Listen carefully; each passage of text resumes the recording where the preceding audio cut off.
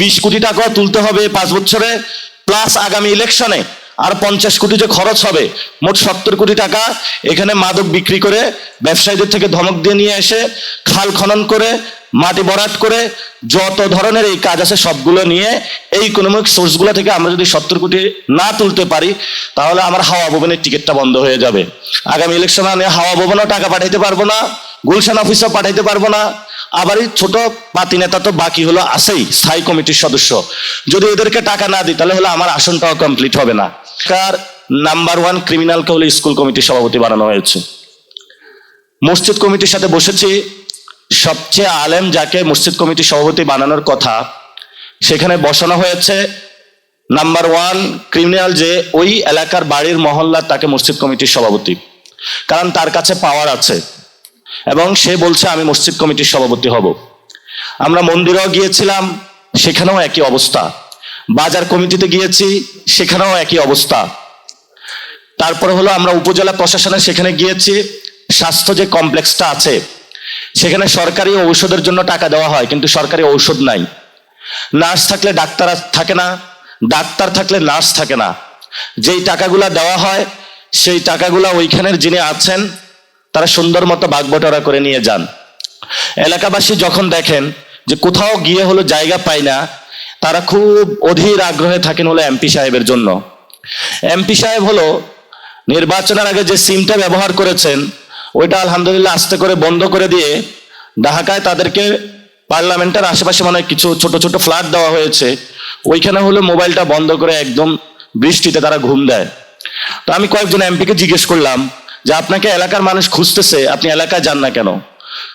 কারো যদি খুব ছোটখাটো অসুস্থ হয়, জ্বরও হয়, তাহলে সে এমপি সাহেবকে খুঁজে।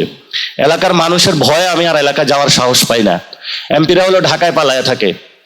তারপরে এলাকার মানুষকে জিজ্ঞেস করলাম যে এটা তো এমপির কাজ না, এটা হলো একটা চেয়ারম্যানের কাজ, মেম্বারের কাজ, উপজেলা চেয়ারম্যানের কাজ। বললো যে উপজেলা চেয়ারম্যান নাই। আমি বললাম কই গেছে? বললো যে আওয়ামী লীগের আমলে পালায়া গেছে। বললো চেয়ারম্যান কই? বললো চেয়ারম্যানও নাই। মেম্বার কই? কিছু কিছু মেম্বার আছে, এদেরকে হলো রাতে টর্চ মারলে পাওয়া যায়, দিনের বেলায় তো এদেরকে খুঁজেও পাওয়া যায় না। বাকি আছে আমাদের এমপি সাহেব। এখন আমরা সবাই মিলে এমপি সাহেবকে ধরতে হবে। এমপি সাহেব বলে আমার হলো আইন বানানোর কথা, এই ছোটখাটো কাজটা আমার করার কথা না।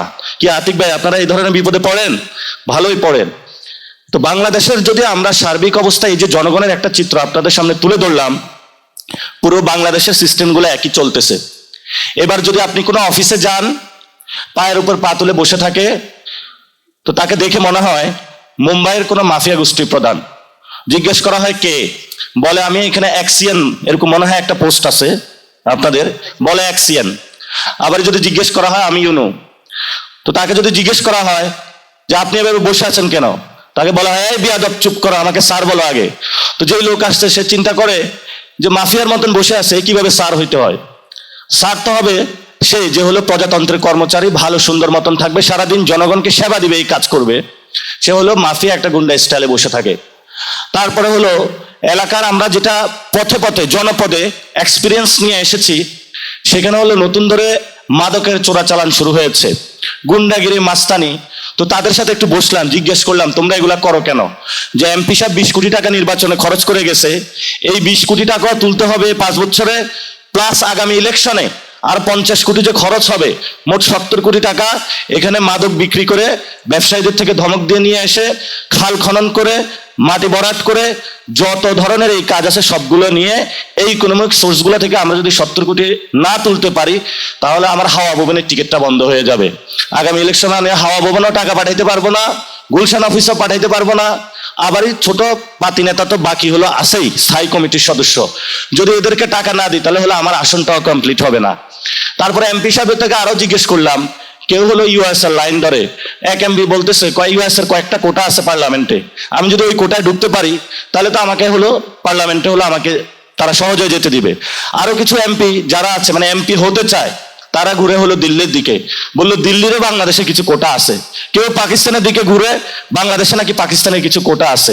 কেউ হলো চায়নার বেইজিং এর দিকে ঘুরে, বেইজিং এর নাকি বাংলাদেশের পার্লামেন্টের কোটা আছে। এই কোটা করতে করতে 300 আসনে হলো 4-5 দেশ ভাগ করে নিয়ে যায়, বাংলাদেশের জনগণের আর কোনো কোটা থাকে না পার্লামেন্টে। হলো আমাদের